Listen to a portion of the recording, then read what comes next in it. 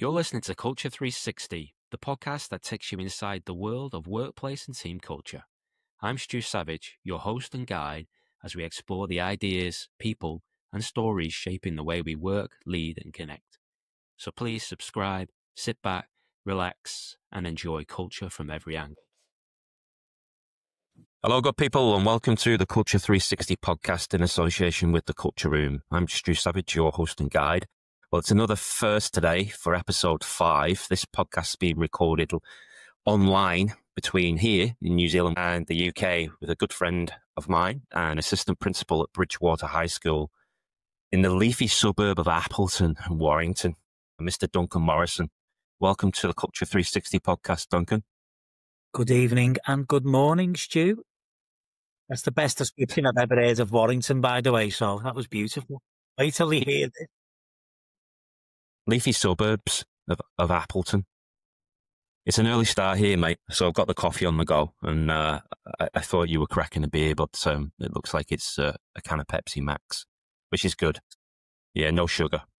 I think cards on the table for anybody listening straight out the gate. We've known each other for probably about 20 years and bonded over the great game of rugby league. And you came and volunteered and did a lot of great work and coaching and volunteering for us.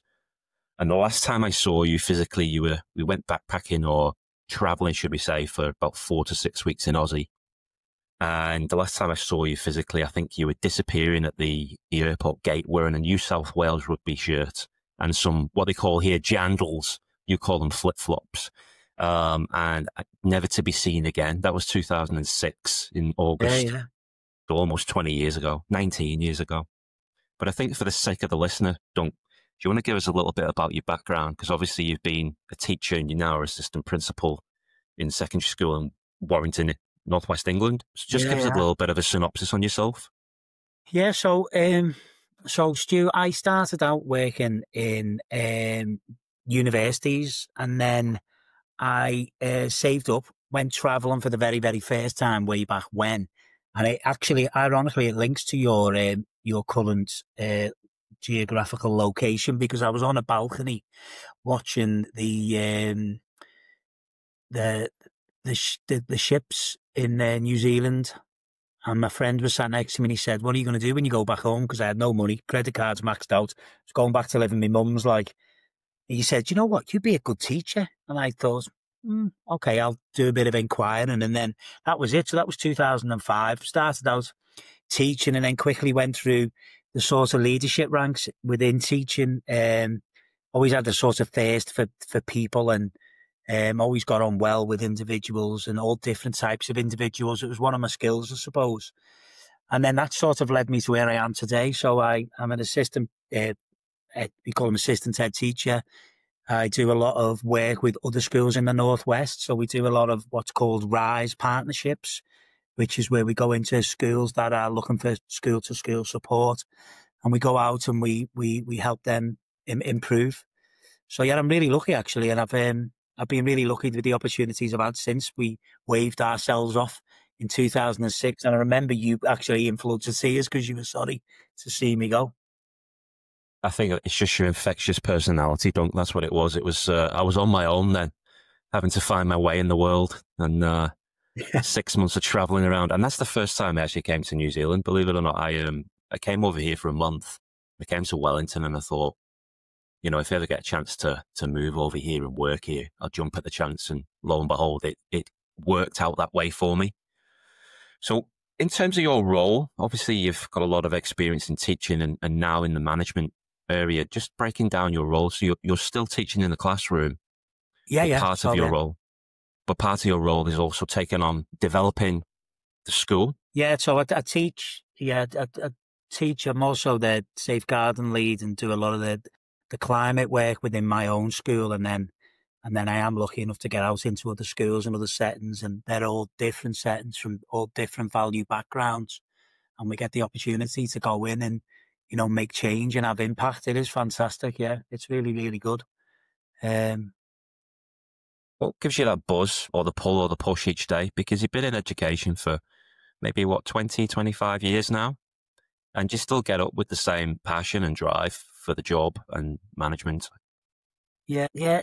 Teaching, like, it's just different every single day. And when in thinking about, driving home tonight, when I was thinking about what we were going to be talking about tonight, one of the questions that people always ask is, like, cultures in school and how do you get that stability within climates. And actually, it is really difficult because schools are like continually shifting landscapes. Every year you get 360 newbies and you lose 360 the other end. So, that's actually the hardest part of teaching, because it's that continual process of reinvention and adapting to different people in different times.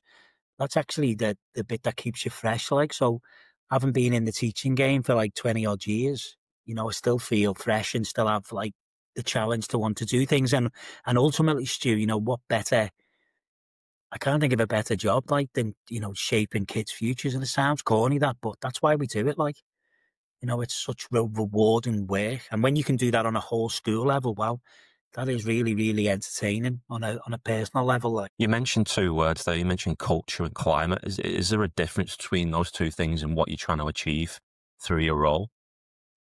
yeah, so they're kind of independent, aren't they? I mean, I know you do a lot of work with culture around the globe, really, with all the different. I mean, I've listened with interest to your previous podcasts and kept an eye on what you've been doing. And schools culture really is like sort of. Look, you read loads of books, you'll get different answers. But for me, like, school culture is the kind of mesh. So it's the rules, it's the attitudes, it's the beliefs, it's the perceptions, it's the relationships. That's the culture. And the climate is what's created by those sort of things that make a school. So I suppose a climate is, ultimately people use phrases like, what it feels like here. But I would say it's like what makes you really want to come back day in, day out. That's what the climate is. But the culture is what creates the climate. It's always interesting to get that definition. I think I was chatting to James a couple of weeks ago on episode 4, and he described it as a vibe, an environment. And you hit on a phrase there. It's the way we do things around here, which is kind of the stock standard answer for culture. Do you think what you're trying to build within your environment, within your cultural climate, if you like, is different for teachers and students, or is it the same vision, the same purpose and vision where you're trying to get to? So the climate, like, that is a cliched way of the way we do things around here. I mean, I teach philosophy A level, or at least I did in a previous role. And, from a philosophical point of view, it's not so much the way we do things. I quite like the idea of the rules of the club.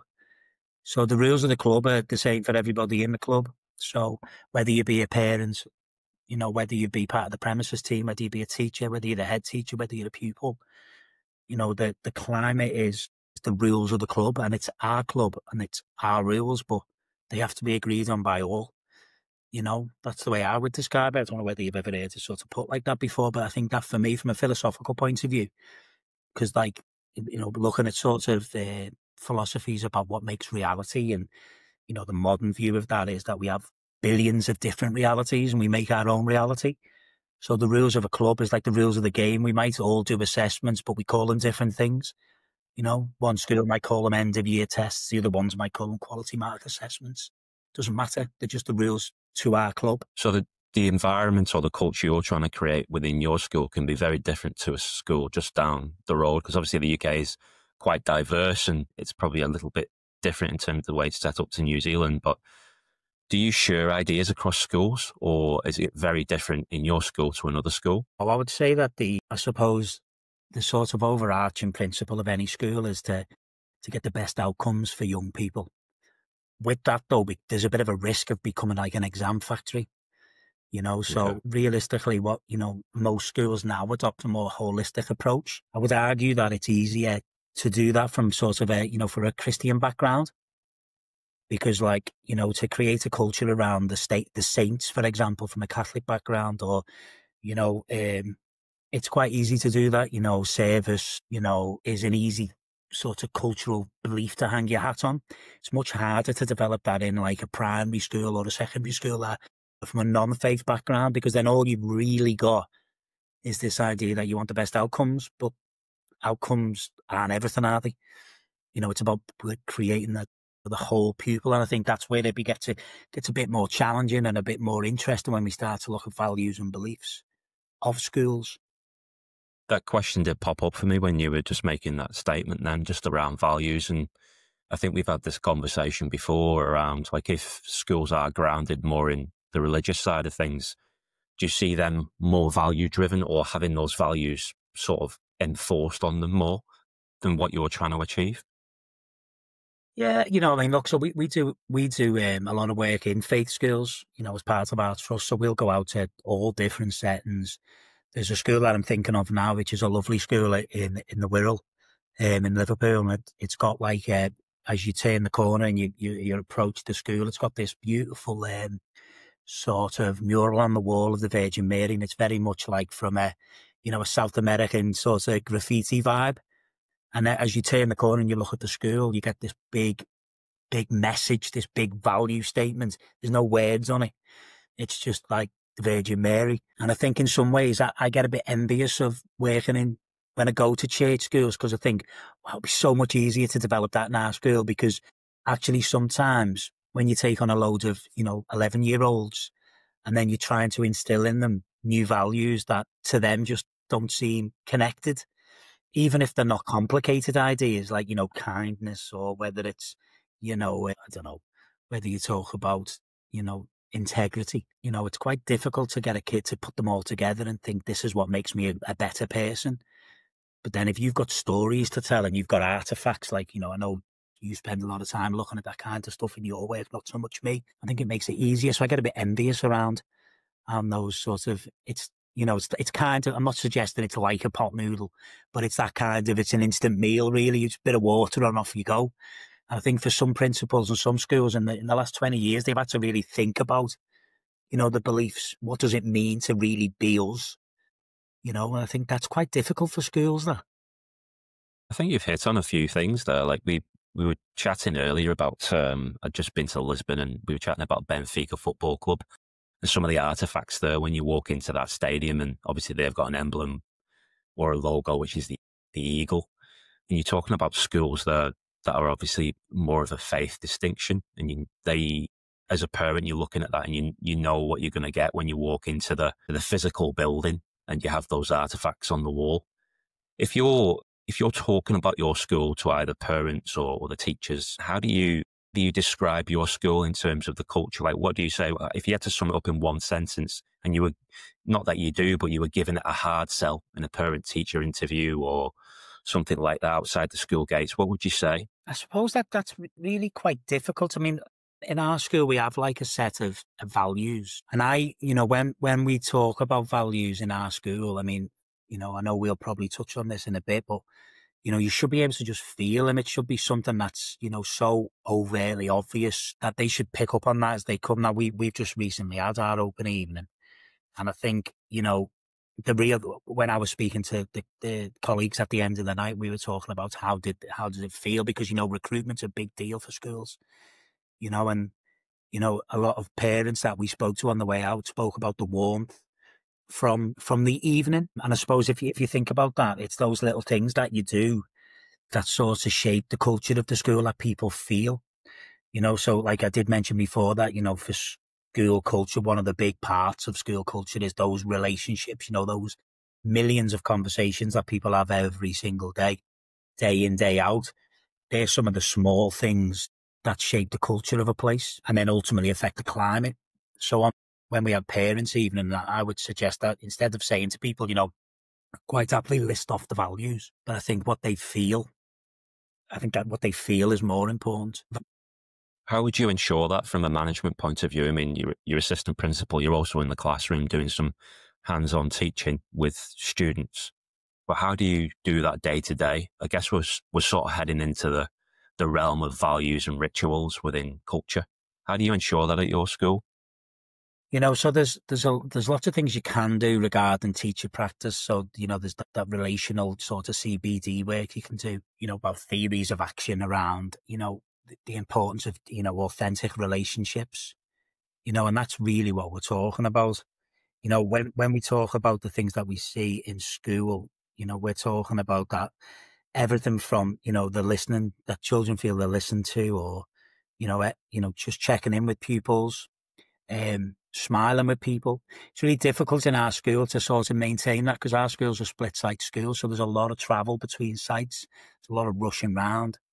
So a lot of that you'd expect to see in the classroom from teachers. So from a leadership point of view, when we do our sort of walkabouts around the site, one of the priorities that we look for in the classroom is those interactions, those positive sort of interactions.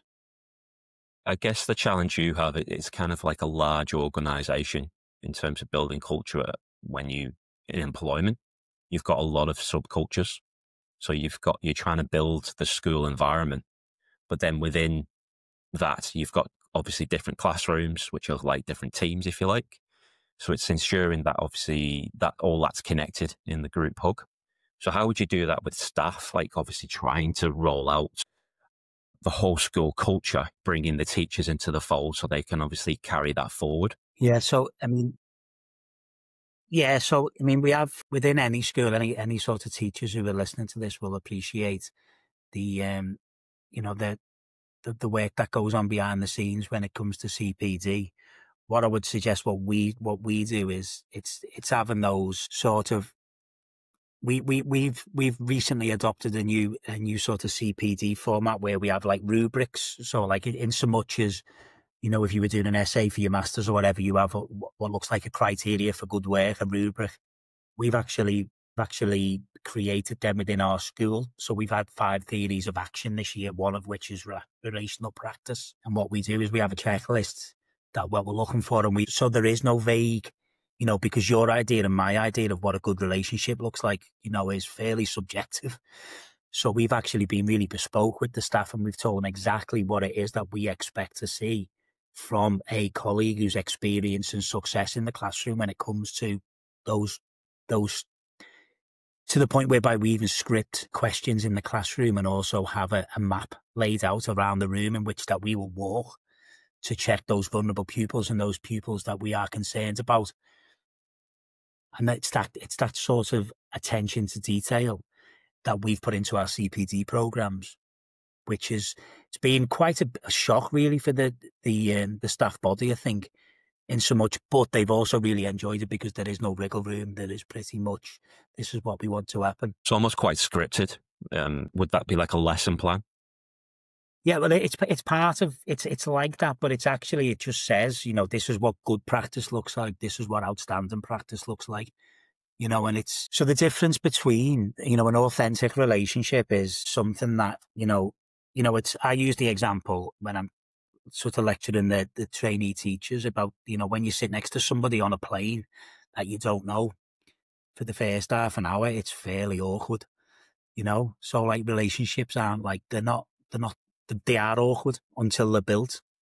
So it's that kind of drip, drip, drip that we always talk to the staff about. And there's a lot of really good research and a lot of good work around that for teachers. I'm thinking of Paul Dix, who's an author who's written a book on one of the chapters is this idea of botheredness, he calls it, where it's like proving to the kids that you're bothered. And in your head, you're probably like, oh, really? Like as if you care. But actually those little micro conversations that you have every day and that you build into your routines around, so little Stu Savage comes into my classroom, his shirt's untucked. I am going to challenge him about his shirt being untucked, but I'm probably going to ask him something about him that I know. I might say, how do you feel about Man United getting beat again at the weekend? And even though he hates the fact that I support Liverpool and little Stu Savage is a Man United fan, actually we've got an authentic relationship cemented in the fact that I asked him and I care. And it's those little nuances and it's, expecting things to be awkward to start with, but understanding that authentic relationships are built on the drip, drip, drip effect. And that's when it's done well. When it's done badly, teachers, that's the teacher who demands respect, doesn't give it to instantly and then can't believe it when it blows up in the face.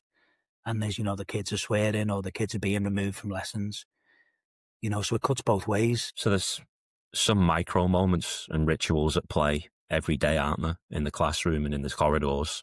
And you're talking about building that relationship just through those touch points and moments with students. I was reading some of the research that you flicked my way a couple of weeks ago about building relationships and how important that is within the school environment. And staff understanding how relationships are built. Obviously, that's through some education, and you've obviously been part of that, like delivering to teachers, teaching teachers to teach. But how important is that in terms of understanding how to build relationships with students and in the classroom from a staff perspective? It's like the most important thing we do. There's a document that comes from Central, from the DFE, and it's called it's Creating School Climate. It's actually, there's 3 R's. So the first one's routines, the second one's relationships, and the third one is responses. So basically, what is it? What does your classroom look like? What are your routines like? The relationships that you get to enforce, because people don't do things for people they don't like, right? You know that, don't you, Stu? So you only do things with people you like, right? So, and then what to do when it goes wrong. So the response. So when Stewie doesn't do what he's told them, what? So the 3 R's, we call them in the ITT, initial teacher training world, but they are like the cornerstones of what it means to be an adult who works in a school, like, the 3 R's. So yeah, it's like, and of the 3 R's, it's the most important. It's the most important. I think something we've tried to crack through some of this work and stuff I consistently try to tease out is building those environments. We go back to building climates and cultures and how important relationships are. But then we hear this phrase, building a sense of belonging, which obviously includes connection and community. And it's always interesting to ask that question from different people in different industries, how they build relationships and build this sense of belonging. So we've had conversations in the past of how do you make students feel part of this institution we call a school? Because it's not for everybody and we're all different, and that's where diversity kicks in. So to ask you the question, sort of how do you build that sense of belonging and bring maybe students that aren't quite suited to that environment and have to be at school for a number of years? How do you build those environments, Dunk?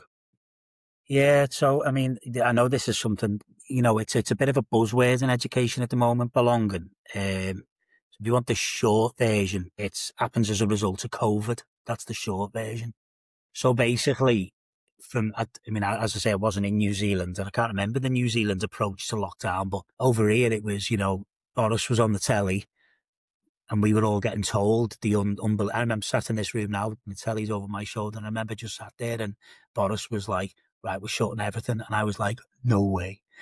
They're going to shut schools, because schools, as you remember, Stu, never shut. Our school's bought a tractor with a snowplow on the front.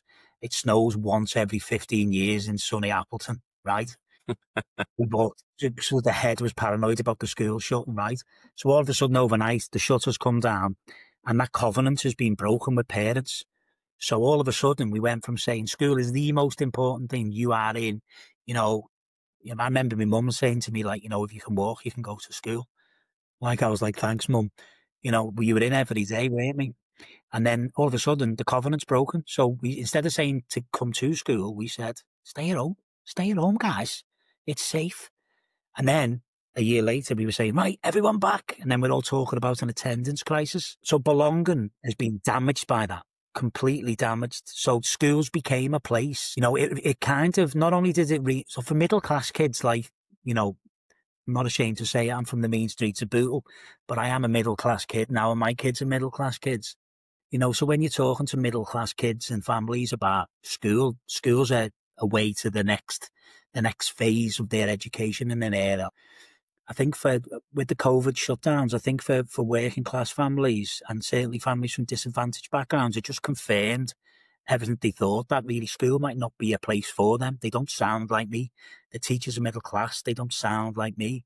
They talk about 5 years down the line when, 5 years, I know some of these children are thinking about the next 5 minutes. And I think when we talk about belonging, I think we've got a lot of work to do to get that back. And, we can talk about the cultural divides and cultural gaps. We can talk about, the impact of, climate and culture. The number one thing for belonging in school is that kids feel safe. And I think with the way society is at the moment, and, certainly for females, older females in school, so, 15, 16-year-old females, they're the people who say they feel least safe on their way to school, in school, and on their way home from school.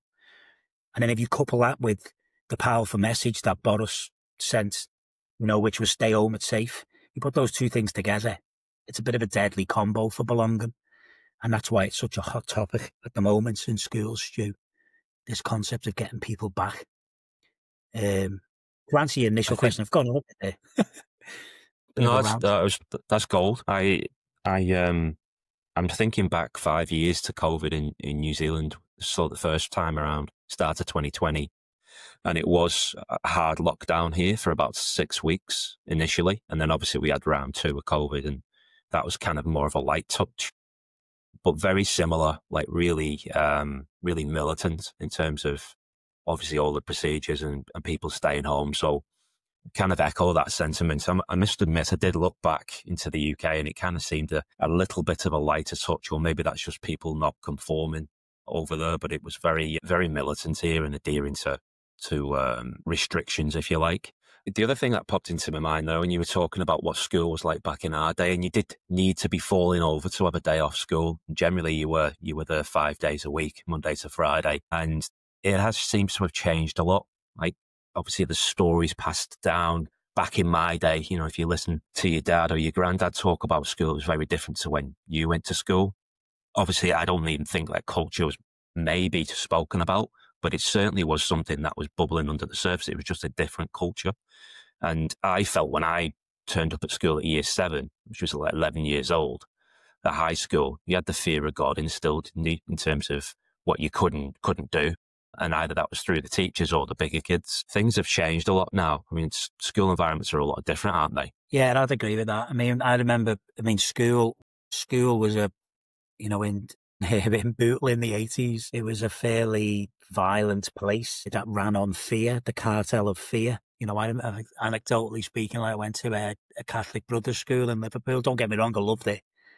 But it was definitely fear that ran through the school. And you're right, it was on both sides of the tracks.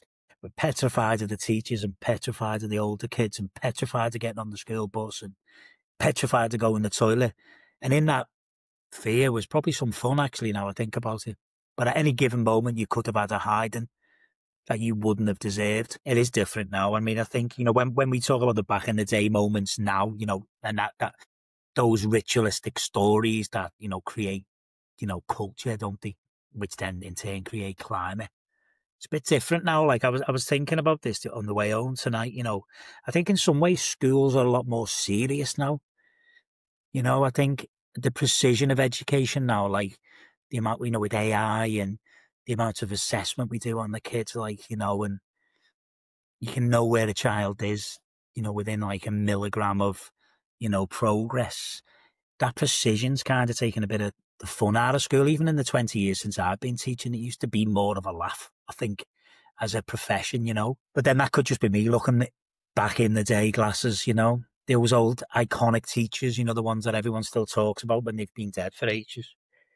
The ones like the superheroes or the supervillains that had nicknames and everyone knew them and they didn't look a day older in 40 years. I don't know whether that's actually true. I don't think schools are, I don't know. I think there's certainly more serious places now, which is better for the children. Like, you look at the outcomes some schools get, like, now from, like, that have a really challenging intake. Like, some of the results they get for those young people are phenomenal. Like, and they're not like cults. I don't mean like some of the schools I could mention, but won't. They're not cults. They just ran well. You know what I mean? Really, really ran well. And I think we're really lucky in the UK. I think you can underestimate. Everybody would have a story about school or an experience of school looking back, both good and bad, outside of the home. And you talked about, you feel middle class now, even though you're a working class lad from Bootle and a Liverpool fan.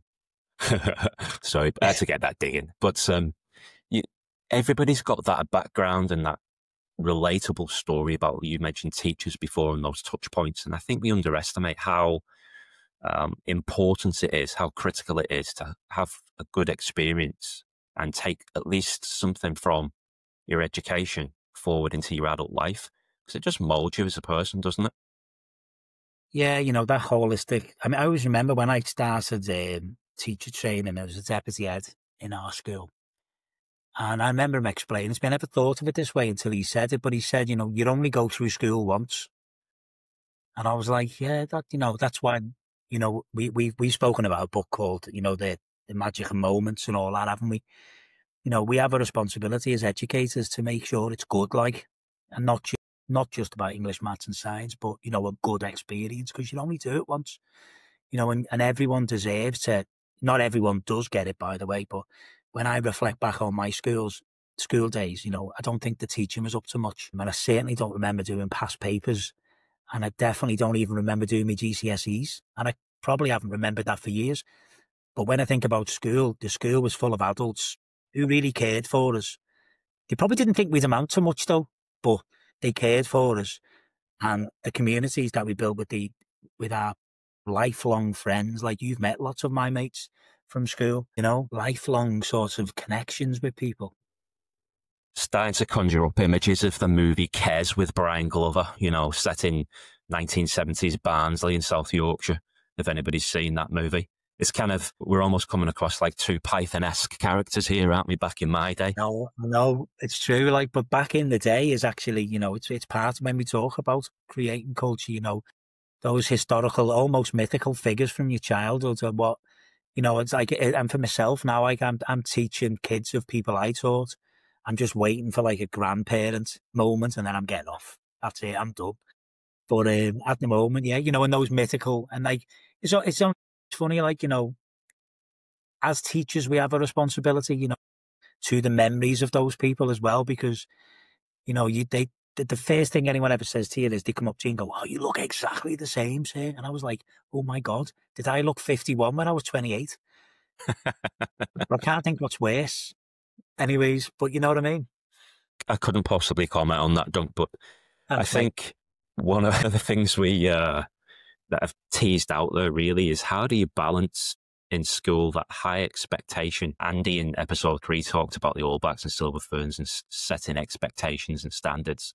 So how do you set those expectations and standards within your school and also have genuine care and empathy for students, but also want the performance from them to obviously achieve and go on to achieve and leave the school in a better place? How do you get that balance right? So I think, I mean, you know, I often talk to sort of new teachers and trainee teachers, and the first thing you've got to recognise about education, there's not many professions like education whereby if something doesn't quite fit the mould, you can't send it back. So in pro sport, or if you're in engineering, if you've got a batch of steel that has a particular weakness that will make the things that you're looking to create out of that steel less stable, you can send it back and reorder. If you've got a pro sports team like the All Blacks, and I know me and you've spoken about the All Blacks a lot over the years, but you know, if you don't fit the mould, if you're a certain type of person, you can't play. They'll move you on. In education, it's not like that because there's too much at risk, you see. So I know this is the sweet spot question you're talking about here, whereby how do we get the best balance? I would argue that we need to rephrase that question and think, you know, I think there's some things that we know for true. So we know that some children need to be treated differently.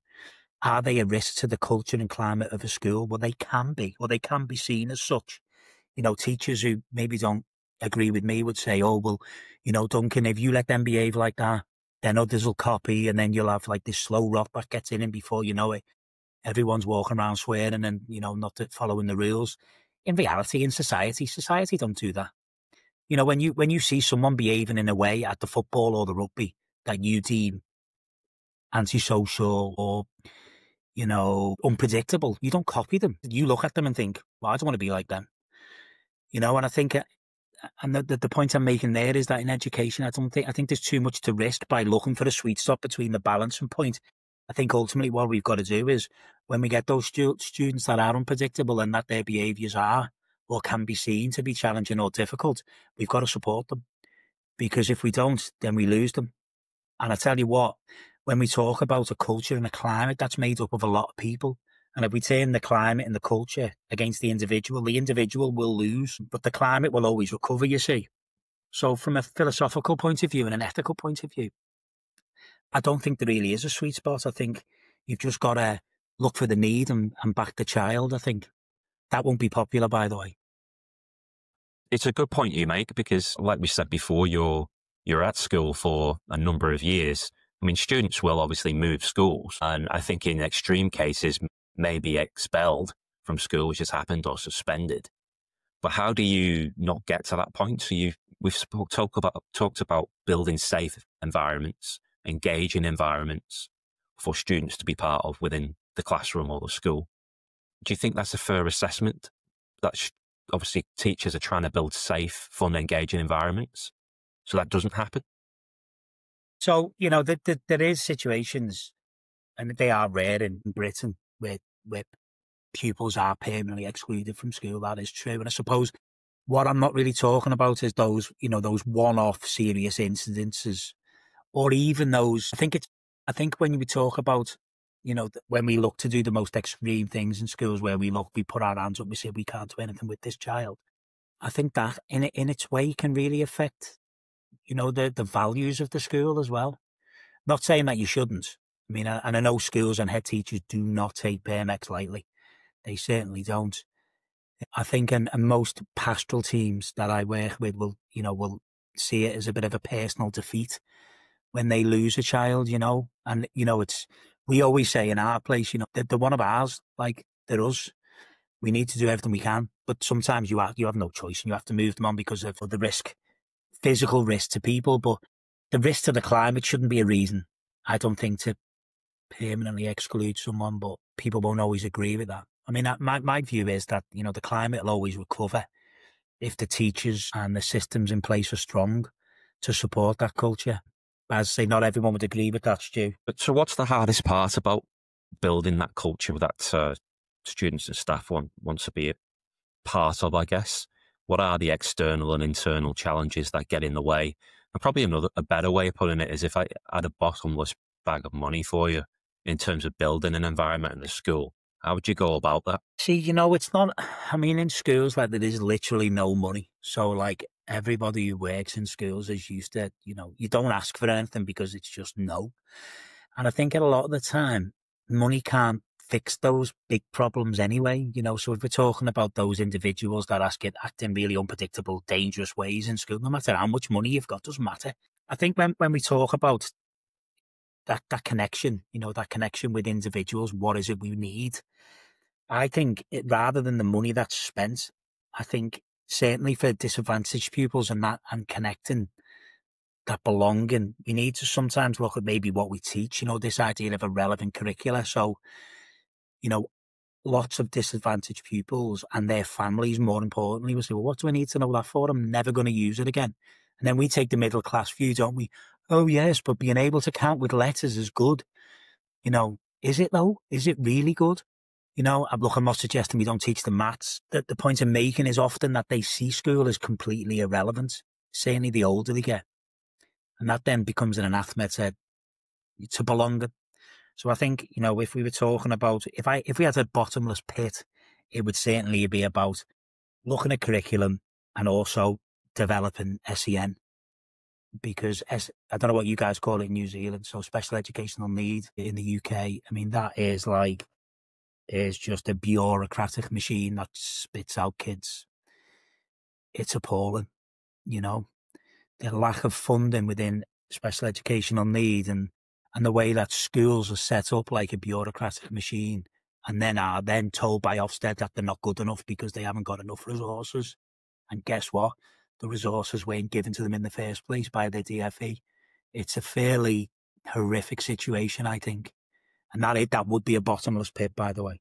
But I would say SEN and a relevant curriculum. Okay. I threw a quote at you a couple of weeks ago when we had a pre-chat for the podcast. And for the sake of the listener, Edward O. Wilson, the real problem of humanity is the following. We have Paleolithic emotions, medieval institutions, and godlike technology. And it is terrifically dangerous, and it is now approaching a point of crisis overall. I think, to go back to our question before, it was different when we were at school, but we do have these institutions called schools, and you have to attend, mostly whether you like it or not. Within the schools, the leaders, the teachers and managers, obviously, I think in terms of teaching teachers and education has moved on drastically over the years. And one of the buzzwords in culture in and around culture since 1995 and the Dan Goleman stuff about emotional intelligence. How emotionally intelligent are teachers now, understanding of emotional regulation, self-awareness, communication, social skills? Would you say that's really moved on, and an understanding of the whole, you mentioned the whole human being before, and engaging with people on a human level? Do you think that's really important within school culture? It comes down to, doesn't it? I mean, emotional intelligence, it's a huge part of relationships, isn't it? Being able to be able to shape shift in your relationship building, amongst different types of children and their families is essential.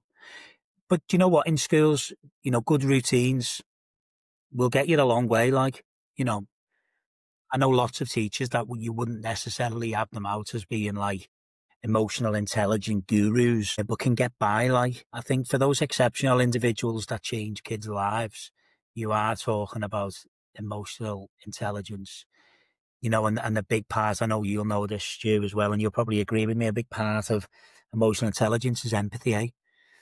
So empathy is just such a huge part. When you look at the word family of empathy, so you've got sympathy, apathy, empathy, haven't you? Like, as a kid from a disadvantaged background, I don't want sympathy. I don't want anyone to feel sorry for me. You know what I mean? In fact, I'd rather you were apathetic. I'd rather have apathy. What I want is, I want empathy, don't I? I want you to look at me and think, "Do you know what? I imagine what it must be like to be him." And then I'll go that extra mile for them. And then they'll go that extra mile for you. So when we talk about emotional intelligence, it's empathy.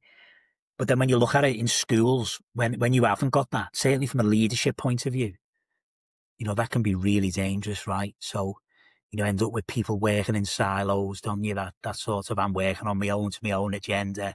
It's like, it's an anathema to team building and culture. And then that breaks down into communication as well. So I would say, communication and empathy are the big drivers for me of emotional intelligence. They're completely essential. Mate, you can get away with the classroom of just being a good routine guy, but for school leadership, you've got to be all over it. Got to be all over it.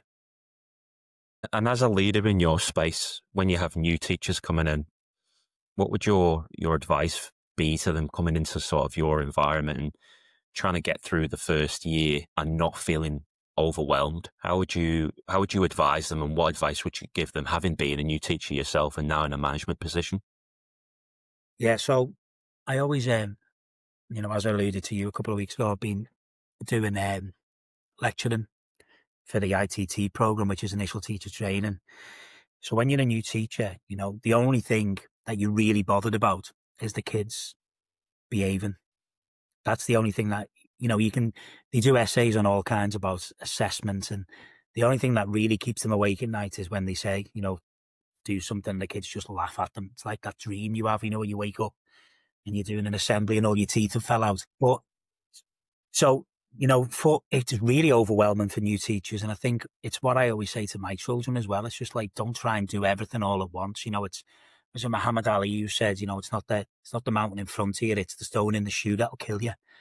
It's that little bit, taking those little moments a day at a time, and it's about, if we're talking about tips for the classroom, it's about creating that psychological safety in the classroom for the kids, setting up your environment so it's yours, and making sure that there might as well be a big neon sign outside any teacher's classroom that says, Mr. Savage's classroom, don't mess me about, because this is my space. Because I always say to the, trainee teachers, like, every group of primates will have an alpha.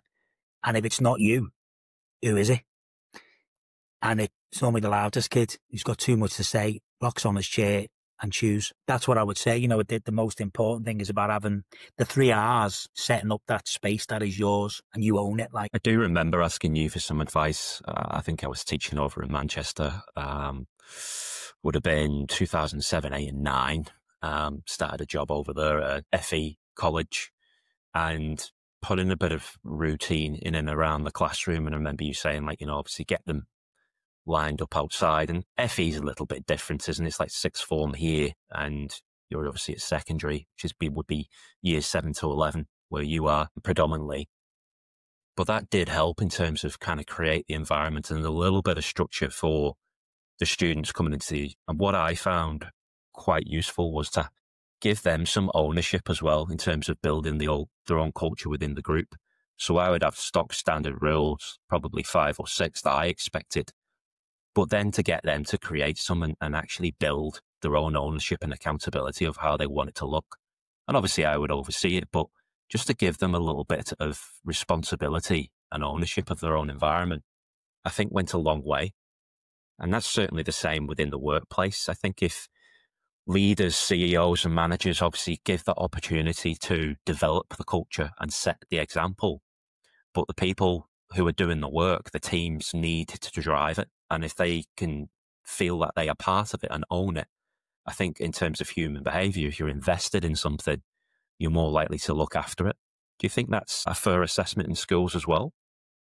Yeah, I mean, something that I don't even think we've mentioned in, so far is the importance of reward. We often talk about sanction in schools, but actually reward, and reward's got a huge part to play in school culture, hasn't it?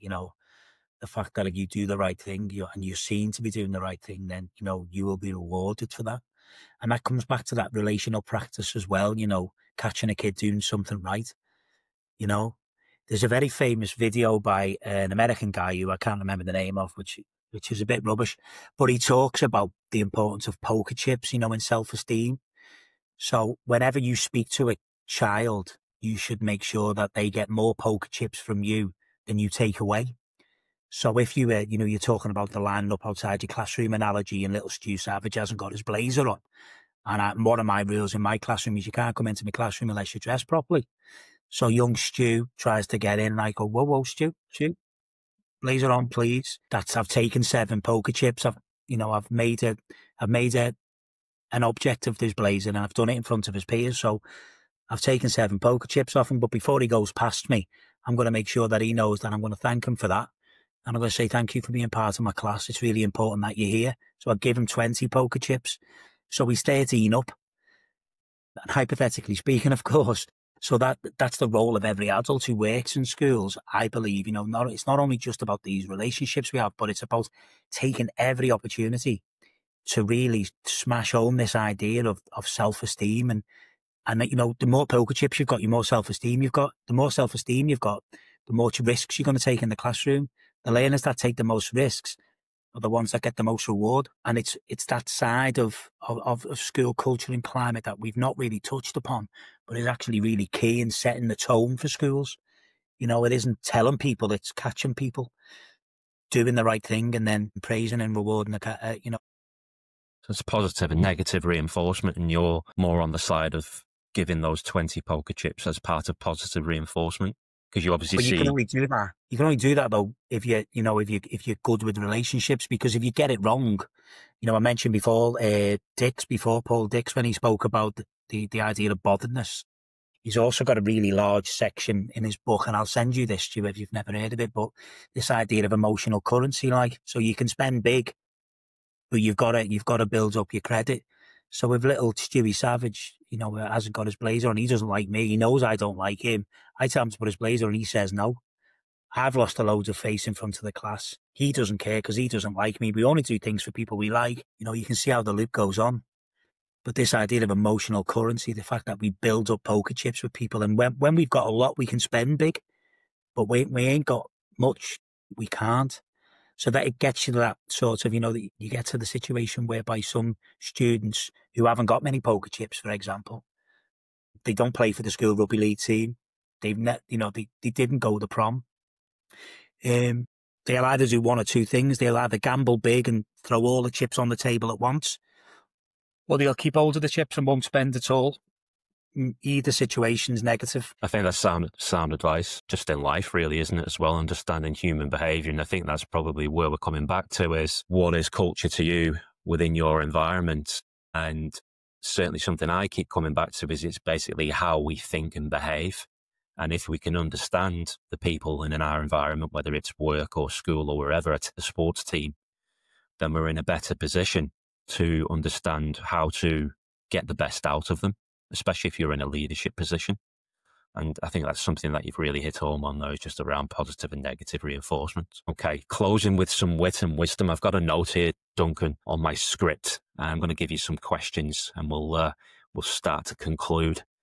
So if culture is the glue of a school, what's the solvent that eats away at it? I think we've probably answered some of that already. I would say inconsistent leadership. Do you want me to expand on that? No, it's, it's the, yeah, it's the, it's all the stuff we learn about, leadership. We both enjoyed that book Legacy about the All Blacks, didn't we?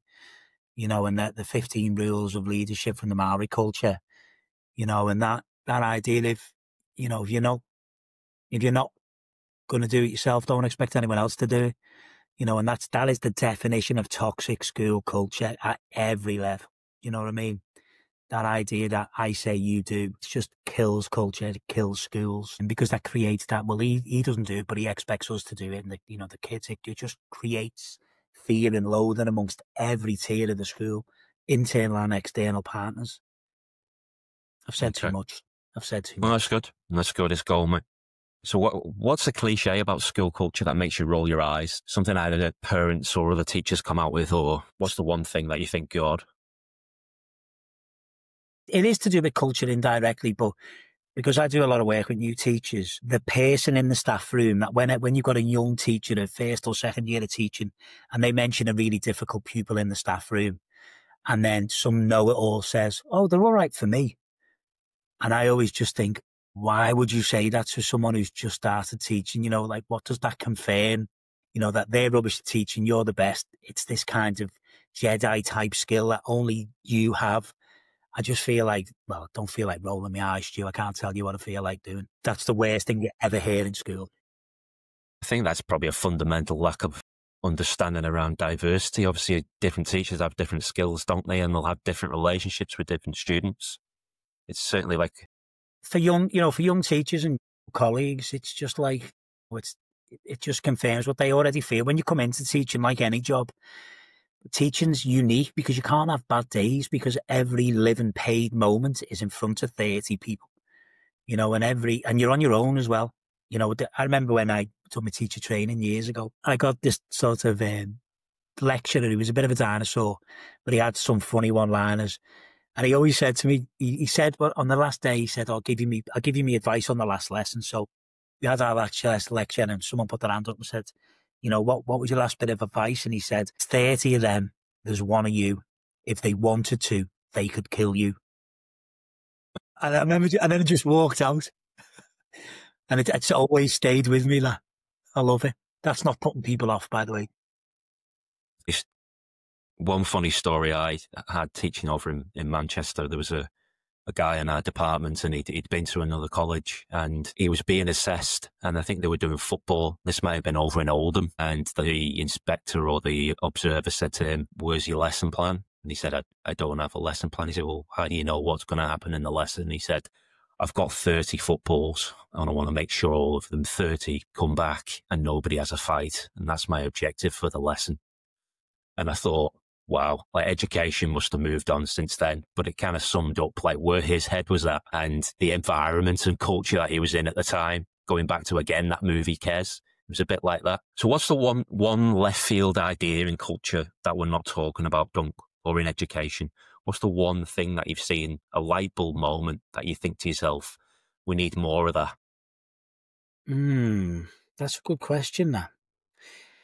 So I've kind of touched upon it. I'm spending a bit of time at the moment working with our trust on developing belonging, because of sort of the impact that sort of disengaged, disadvantaged pupils have.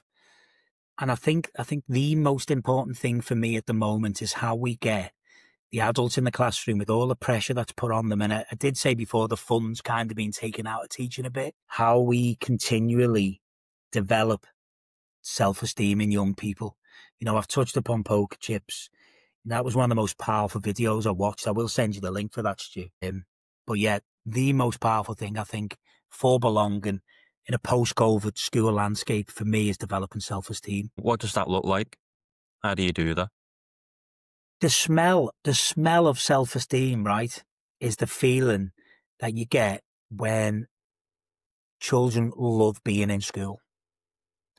And that, when you get that, and they're in every day, and they love being there, and they're not just there because they know they've got to, or, whatever. And they know that they're coming there for all the reasons that we've outlined and rehearsed. I think that's the most powerful thing. That the smell of self-esteem. I can't think of a better way of putting it. Smells like a good aftershave, that. It does. You should be in marketing, not teaching, mate. Thanks, mate. Well, I'm only 51. To finish this sentence, one of our last questions for the podcast is always like this stock standard question, trying to tease out what culture looks like for people. So school culture works best when you can finish that sentence, or you can choose culture is ... Culture. I think I'm going to go culture is. So the sentence is, culture is the development of belonging for all pupils in school. Excellent. And on that note, I'm going to say to you, Duncan, it's been a pleasure to have you on the podcast, the Culture 360 podcast, and have the time and knowledge that you've basically imparted with us. There's a lot of teachers and principals, educators that have reached out around this podcast, both in New Zealand, back in the UK, obviously really keen to draw the learnings out of it firstly, but to listen to some of the stories in education that you've shared with us today. It's been awesome. So thank you for coming on the podcast and your time. It's been amazing. Thanks, mate. Thanks, Stu. If you enjoyed the Culture 360 podcast, and like me, you geek out on leadership and organisational culture, then please smash a like, subscribe, and share the podcast. Also, if you have any feedback or ideas, or you'd like to get in touch, then please connect with the Culture Room at thecultureroom.co.nz or on our various social media platforms. Thanks for listening.